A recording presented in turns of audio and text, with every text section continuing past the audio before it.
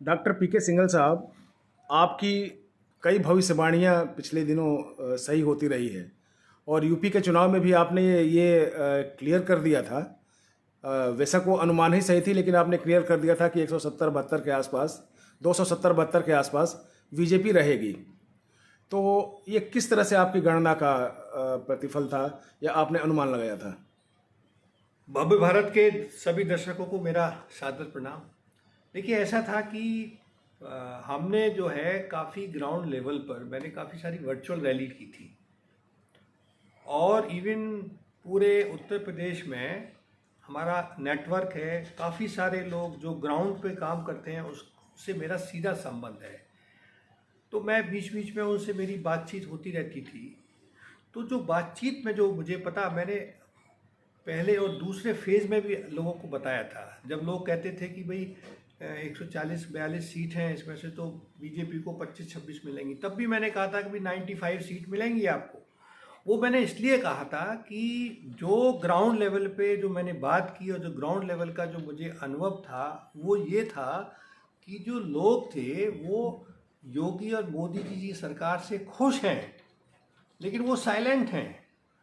केवल कुछ ही लोग थे जो कि योगी जी और मोदी जी को खूब हल्ला हल्ला दे के करते थे। तो और जो मीडिया था, कुछ जो एंटी योगी और एंटी मोदी मीडिया है, वो उसको काफ़ी उजागर करता था, काफ़ी उसको सामने लाता था। दूसरा एक मैं आपको पॉइंट बताने जा रहा हूँ कि पश्चिमी उत्तर प्रदेश में आप समझ लीजिए शुरू से ही जाटों और मुस्लिम, जाट कभी भी मुस्लिम कैंडिडेट को सपोर्ट बड़ी मुश्किल से करता है, करता ही नहीं है। आप शुरू से देख लीजिए, जाट ने कभी कांग्रेस को वोट नहीं दिया क्योंकि कांग्रेस को मुस्लिम वोट देते थे। चौधरी चरण सिंह के टाइम में भी जब चौधरी चरण सिंह आए तो उनको फिर देते रहे, इसके उनको बाद वोट दिया उन्होंने, बिल्कुल। तो वहां पर जो वस्तु स्थिति थी, मैंने इसीलिए बताया कि मतलब जाट को अपना नेता चाहिए।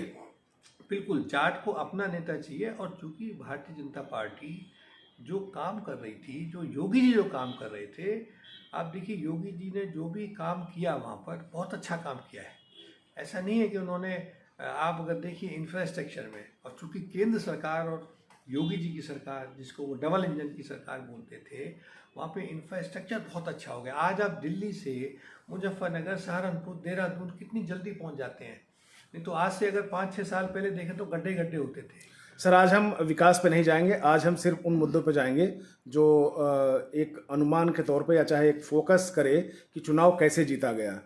तो यूपी में जो समीकरण था MY समीकरण सपा के लिए, यानी कि मुस्लिम और यादव समीकरण प्लस अगड़ी पिछड़ी जातियों को मिला के, ये एक अनचैलेंज जो वो था चुनाव में, ये चीज़ें बन गई थी कि इसको कोई चैलेंज नहीं कर सकता था।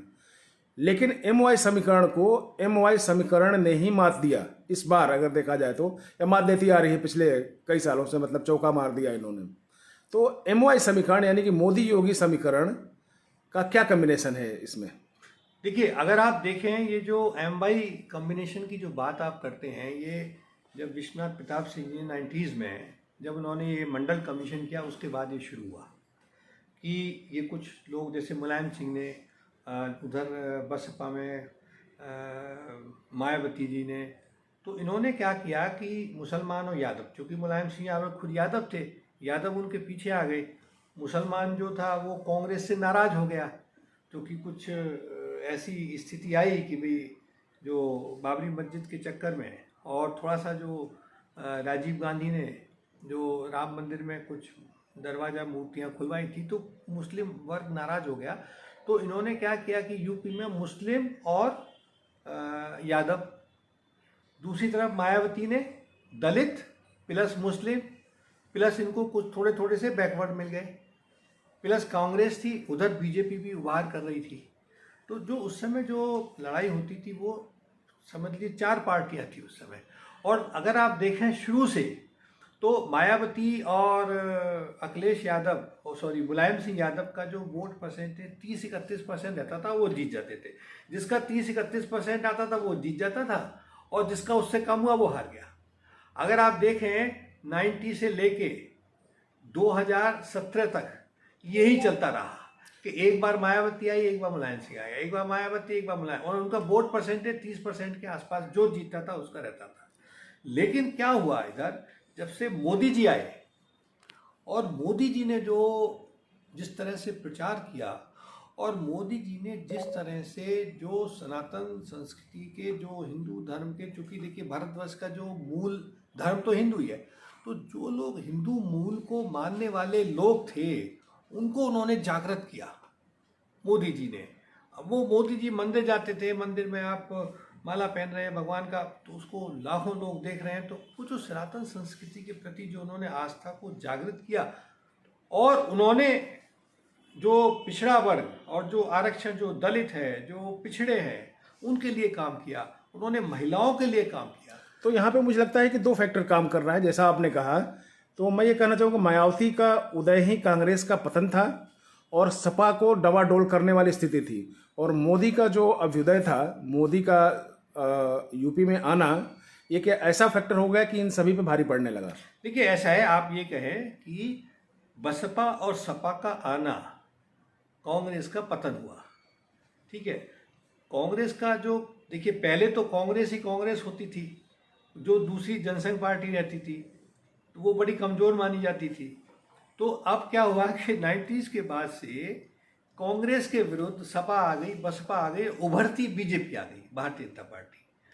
अब जब मोदी जी आए तो मोदी जी के बाद क्या हुआ कि ये जो सपा और बसपा का बेस तो रहा वो, लेकिन चूंकि कांग्रेस का बेस घट रहा था, तो जो मोदी जी का जो आने से उनका बेस बढ़ गया।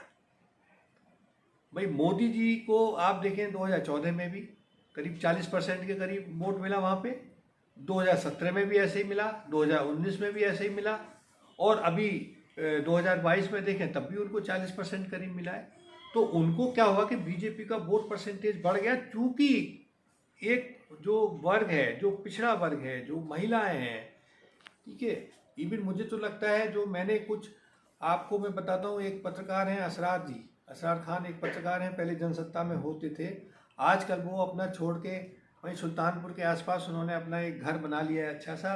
उन्होंने मेरे को बताया है कि वहाँ पे उनके यहाँ काफ़ी सारे मुस्लिम मतदाता बहुत सारे हैं, और कहते हैं मेरे पास कुछ महिलाएं आई थी, मुस्लिम महिलाएं और पुरुष भी आए थे, तो मैंने उनसे पूछा कि भाई किसको वोट दे रहे हो, तो उन्होंने जो जवाब दिया उसको सुन के मुझे बड़ा आश्चर्य हुआ। वो कहते हैं कि जी ऐसा है भाई, योगी जी ने हमको मकान भी दे दिया, खाने के लिए भी दे रहे हैं, और यहाँ पे सुख शांति भी है, कोई झगड़ा नहीं हुआ, सुरक्षा बहुत अच्छी है, तो भाई हमें तो लगता है सरकार ठीक है। लेकिन जो हमारे मुल्ला है वो कहते हैं कि तुम सपा को वोट दो, अब हम बड़ा परेशान हैं, क्या करें असरार जी। तो असरार ने कहा भी जो तुम्हारा दिल कहे वो करो।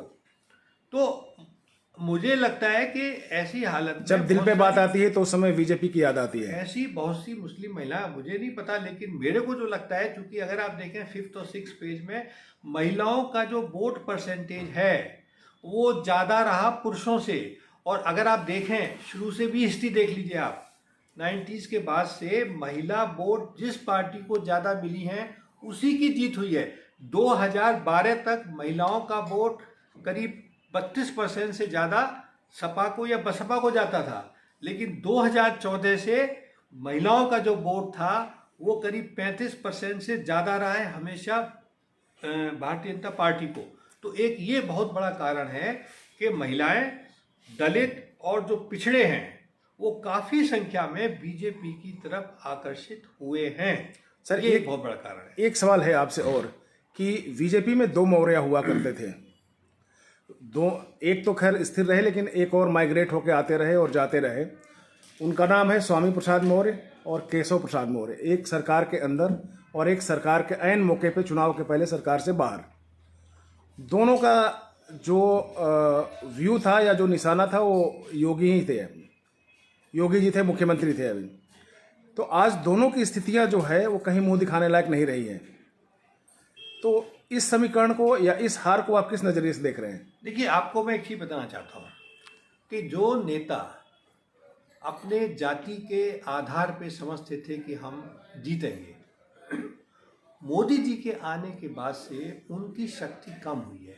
उसका कारण क्या है? उसका कारण ये है कि उस समाज के लोगों ने भी ये देखा कि भाई योगी और मोदी तो हमारे लिए सब कुछ कर रहा है, अरे भाई, एक गरीब आदमी को क्या चाहिए? उसको मकान मिल गया, उसको बाथरूम टॉयलेट मिल गया, उसको अनाज मिल रहा है खाने के लिए, उसने देखा कि सड़कें हमारी अच्छी हो गई हैं उसको लग रहा है कि भविष्य में मुझे सुरक्षा भी मिल गई है। पहले जो ये पिछड़ी जाति और दलित जाति के जो लोग थे, आप देखिए, इनको यादव और मुस्लिम ही सबसे ज़्यादा परेशान करते थे। और जब से योगी की सरकार बनी उत्तर प्रदेश में, ये जितनी भी पिछड़ी जाति और जो दलित जाति के जो लोग हैं, ये अपने को बड़ा सुरक्षित महसूस करते हैं। इवन आप देखें, शहरों में भी महिलाएं अपने को बड़ा सुरक्षित महसूस करती हैं। नहीं तो गांव में क्या होता था, ये जो यादव और मुस्लिम महिलाओं का रहना मुश्किल कर देते थे। तो इसीलिए इस बार जनता ने देखा कि भाई योगी जी बहुत अच्छा काम कर रहे हैं, लेकिन ये लोग योगी जी को परेशान कर रहे हैं, मुझे लगता है। इसलिए उन्होंने, भारतीय जनता पार्टी के बहुत सारे लोगों ने, जो योगी जी को, उनके दिल में योगी जी के लिए बड़ा सम्मान था, उन्होंने, जो मुझे लगता है कि या तो अपना वोट दिया ही नहीं, या दिया तो दूसरी पार्टी को दे दिया। पहले तो योगी जी का नाम योगी जी था, लेकिन अब उनको बुलडोज़र बाबा कहा जा रहा है। तो बुलडोज का मतलब क्या है और विकास में इसको किस तरह से लिया जाना चाहिए? देखिए, ऐसा बुलडोजर बाबा, बुलडोजर तो उनको इन्होंने, अखिलेश ने कहना शुरू किया। क्योंकि देखिए, बुलडोजर से क्या मतलब है?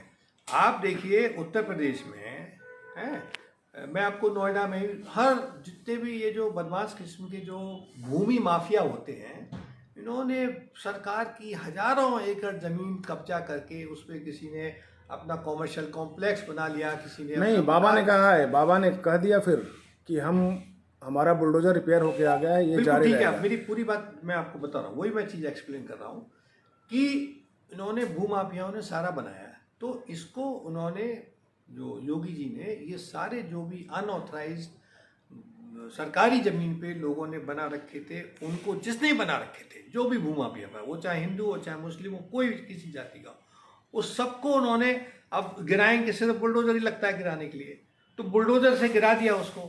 उनका दूसरे लोगों ने कहा कि बुलडोजर, तो उन्होंने, हाँ ठीक है, मैं बुलडोजर हूँ और मेरा बुलडोजर रिपेयर होके आ गया है। अब जो भी भूमाफिया हैं, जो गलत काम कर रहे हैं, जो सरकारी जमीन को हड़प रहे हैं, मैं उन पे एक्शन लूंगा, ये मतलब है इसका।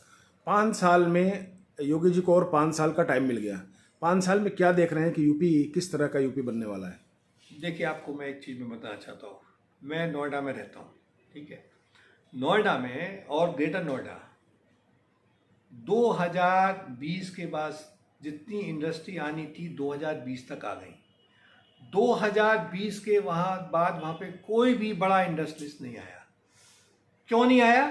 क्योंकि वहाँ पे क्या था कि जो ज़मीन वो देते थे, जितने की ज़मीन, भैया मान लो अगर सपोज 10,000 रुपये मीटर ज़मीन है, तो 10,000 रुपये मीटर मेरे को दो ऊपर से।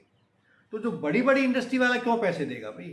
क्या बिरला क्यों पैसे देगा? टाटा क्यों पैसे देगा? जो मल्टीनेशनल कंपनी क्यों पैसे? कोई कंपनी नहीं आई। जब कोई कंपनी नहीं आई तो विकास कहाँ से होगा?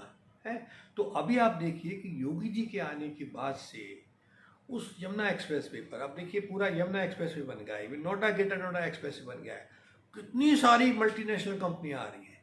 और आप देखेंगे कि अगले 5 सालों में, मैं कह रहा हूँ, खाली इसी जगह से लाखों जॉब निकलेंगे। क्योंकि देखिए, जब तक बाहर की कंपनियां, जब तक मल्टीनेशनल, अब आप भाई खेती में कितने लोगों को जॉब दे देंगे, लेकिन जब तक आप मल्टीनेशनल कंपनियां, बहुत सारी कंपनियां नहीं आएंगी यहाँ पर। और देखिए, अगर आप यमुना एक्सप्रेस वे पे, वहाँ छोटी छोटी बड़ी बड़ी छोटी छोटी कंपनियां भी आ रही हैं, एमएसएमई भी आ रही है, बड़ी कंपनियां भी आ रही हैं। और अगले 5 साल में आप देखेंगे वहाँ इतनी कंपनियां आ जाएंगी, वहाँ पर बहुत सारा जॉब। इसी तरह से जो पूरे यूपी में देखिए कितनी जगह एक्सप्रेस वे बनी है, पूरा यूपी समझ लीजिए ऐसा हो जाएगा कि दिल्ली से हमें अगर जाना है बनारस, तो 10 घंटे में पहुँच गए गाड़ी से, खटाखट गाड़ी स्टार्ट की और पहुँच गई वहाँ पर। दिल्ली से मुंबई जाना है, फट से पहुँच गए। बदमाशों की क्या स्थिति रह रही है? अभी सूचना मिल रही है कि बदमाश अपना टिकट करा करा के यूपी छोड़ने लगे। अरे बिल्कुल, आप देखिए योगी आदित्यनाथ जी के टाइम में जो बदमाश थे, वो हाथ खड़े करके आते थे, भैया हम सरेंडर करने आए हैं, हमको गोली मत मारना, हम सरेंडर करने आए हैं। तो ये होता है एक एडमिनिस्ट्रेशन, ये होता है एक एडमिनिस्ट्रेशन का भय। जब तक एडमिनिस्ट्रेशन का भय नहीं होगा, बदमाश को, गुंडे को, तो वो कैसे काबू जाएगा। अभी मैं आपको बताता हूँ, हमारे यहाँ, मैं नोएडा में रहता हूँ, नोएडा में ही आप देखिए हमारे, मैं सेक्टर 43 के पीछे सारा अनऑथराइज मीट की दुकान, ये दुकान वो दुकान, चलना मुश्किल था। योगी आदित्यनाथ जी के टाइम में ये हुआ कि सारा साफ हो गया जो